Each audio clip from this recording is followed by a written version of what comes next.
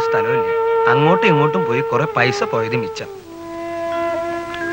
എന്തൊരു തീറ്റ അയാൾ തിന്നുകൂട്ടണേ. എന്നാ ശരീരത്തിൽ വല്ലതും കാണണ്ടേ? ആര്? ആ ആന ചൂണ്ടി. പിന്നെ അയാള് നിങ്ങളെ വിളിച്ചോണ്ട് നാട് മുഴുവൻ ഇറങ്ങിയതോ?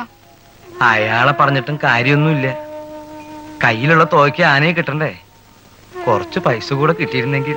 അച്ഛൻ ഇത്ര വിഷമിക്കുന്ന എന്തിനാ? ആനയെ കിട്ടില്ലെങ്കിൽ മേടിച്ച കാശ് തിരിച്ചു കൊടുത്താ പോരെ? എന്റെ മാല ഞാൻ ഓടി തന്നേക്കാം.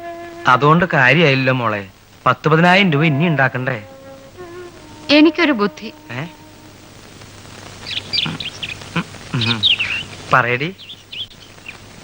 ഞാൻ പറയട്ടെ? പറയടി. ആ തടിച്ചു തന്നെ വരുവാണ്. ഇപ്പൊ പറയാൻ മനസ്സില്ല.